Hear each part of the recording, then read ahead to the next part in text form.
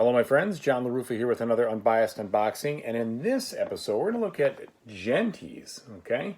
This has been out for a little while, but I just ended up acquiring it. So let's take a look at what's inside. All right, and as usual, people, please like and subscribe to my YouTube channel, as it greatly makes the channel more successful and helps me out. Okay, so looking at the cover art, really kind of... it looks like a tree in history or different things, but it was always weird to me. Like, what is that really supposed to represent? But the back shows me the components kind of set up and a little bit of the gameplay, which I like. So I appreciate that.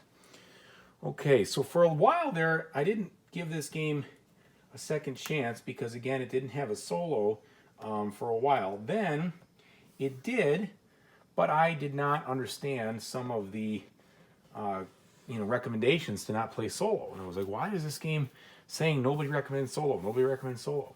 Then I figured out that it was because the original game didn't have a solo variant, and they didn't recommend you playing it that way. But then this newer version does have it, and hence the box saying 1 to 4. So I kind of just stupidly avoided it for a while. Not anymore. Okay, so inside the box, something special here, and then we've got something saying please replace these cards. So it looks like it's probably some maybe errata or something with the original thing.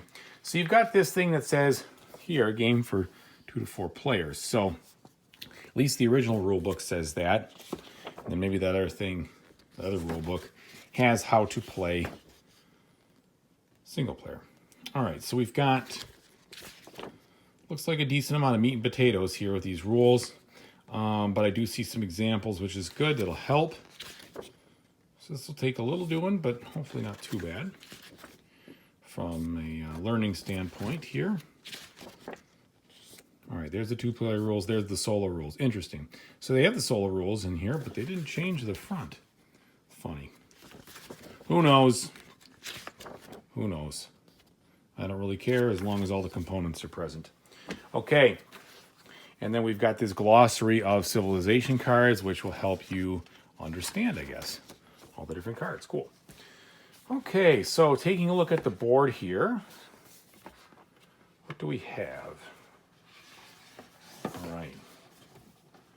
So we've got, is it double-sided? Yes, it's a double-sided board.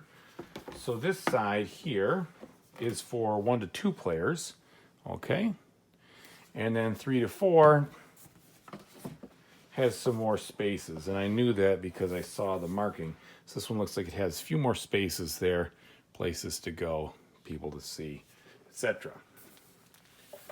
All right, nice and colorful. I do like the way it looks. It's giving me that feel of kind of an ancient time. We've got the player boards. They do look like they have a slight bit of warp to them just coming out of the box here, but as long as they warp sitting this way, that's fine. It always drives me nuts when they warp the other way, and then every time you take a turn, it spins around. That is a pain in the neck. But these look good. So you got the different player colors there.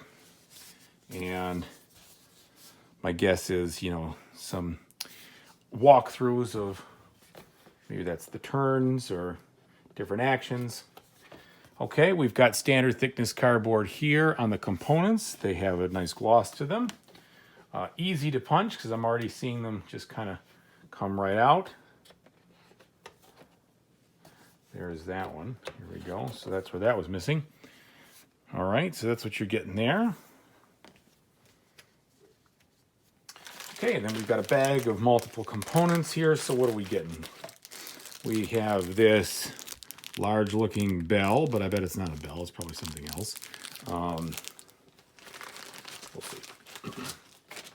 All right, and then we have the different wooden components here.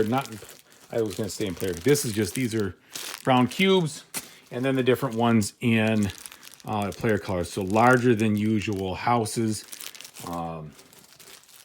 reminiscent of most Euro games, but these are bigger. So you got that going for you.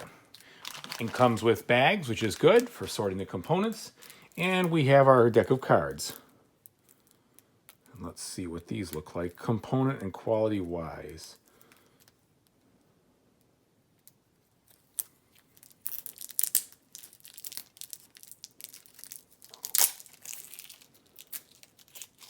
All right, busting the seal off these now. What do we have here? All right, slight finish, but good thickness. I like that. So for those who don't want a sleeve, you probably get away with it.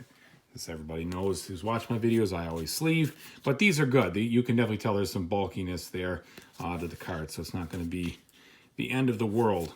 Okay, so we've got various different types of cards here with icons and things I don't understand yet since I haven't read the rules. All right, and so I don't know if that is like, oh yeah, that's like Era 1 cards, and you got Era 2 cards here with some better looking stuff. The artwork is fairly thematic and simplistic as far as kind of like that hand-drawn abstract deal that kind of matches the rest of the components, which is fine. And then we've got Era 3 here. Ooh, there you go. So all sorts of different things here, different buildings. So you got some wonders and some quite large structures. All right, and that's what you got.